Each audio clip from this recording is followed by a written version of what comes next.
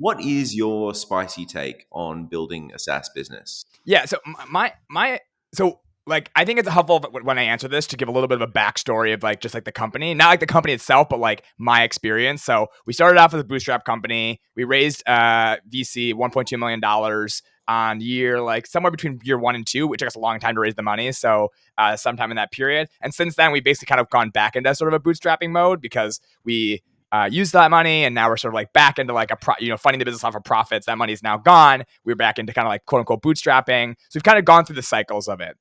So I am biased here. I'm biased off of I'm going off of my experience, what I've seen. But I would say my general spicy take is that people should be more realistic going into like where does their company sit on the VC scale, and then what I mean by that is basically. Realistically speaking, if you look at the numbers of VC, and I did not do this when I first started, it's like VC is very literally for like the 1% of the 1%. It's not a mass thing, which means that doesn't mean you can't go get VC money, by the way. Those are two separate things. But it means it's like being realistic of like what you're actually doing. And I think like, that helps change the way you structure your company and what you're doing. Is like, I think everyone, like the media will tell you, like, especially in like tech, Twitter and LinkedIn, like you should just go raise VC. And then you have the other camp that's like, oh, you should bootstrap. Like now you have this new emerging bootstrapping company, but they don't talk about like the why. They don't talk about like, actually, it's not even your decision. Like I think they talk more about like, you should decide whether you want to be a VC company or bootstrap company, when in reality, that decision's probably made for you just based on the business you chose. Like there's like the reality of getting to, $1 billion in revenue in this amount of time is most companies don't do that. Or it's very, very hard to do that in that amount of time frame. Just being realistic of that. And then once you figure that out, even if you decide to go the VC path, I find that this kind of secondary spicy take, I guess, that like the VC like rules, if you will, of like, here are the things you don't do, like, focus on like a niche, do things that don't scale, like all of those like VC mantras, I would say are absolutely not rules. Like I would argue that, I don't want to say that they don't work, because they do work, but it's highly likely they don't work for you. So I took those as rules, like, oh, these are the way you build a VC company. And I would say most likely you're not a VC company. Step 1. Step 2 is, even if you are, the rules of like, here's how you do VC, growth.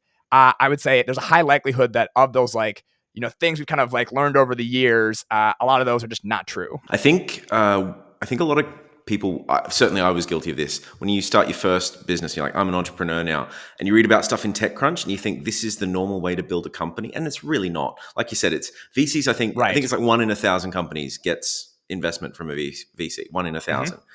Yep. So the other 999 businesses, are they bad businesses? Are they not? Of course not. You can build a really successful business without taking VC.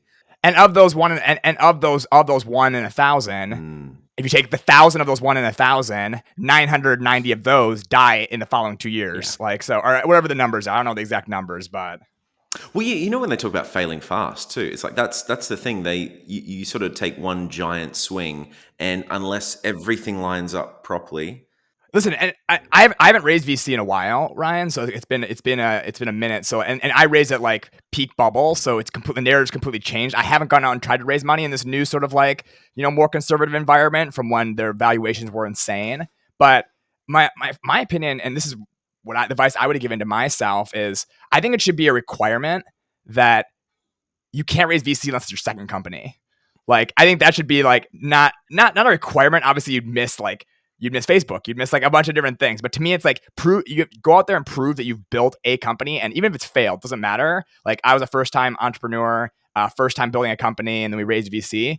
The amount that you learned just in the first time of building a company, VC or not VC started, even if it fails, I just feel like if I was to start all over again, I have so many tools and skills that I did not have before. I just know that like my second company, there's just no way in hell it's not bigger than my first company, because you just like learn those skills. So I just think it's like one of those things where like you should have to go prove that you did something first, and then you can go raise VC. So if you flip that around, if you put yourself in the investor's shoes, one of the things that you would look for personally is, has this founder had a business before? I think if I had a fund, I would just put a rule like we're only going to invest in second time founders. Yes, I'm going to miss a lot of amazing first time founders, but I would just be like, yep, that's just going to be the rule. And then like we'll maybe break that rule occasionally. There's probably exceptions like, oh, you're the first engineer at Apple, or like you're senior up at you're on the OpenAI team and you built the original algorithm. You're starting your own OpenAI offshoot. Like there are obviously like very very like distinct exceptions to the rule, but I think my rule would be no first time founders. Hey, it's Ryan here. If you liked that video, please click the like and subscribe button somewhere down there and check out the full interview right over here. Go on, click it. You know you want to.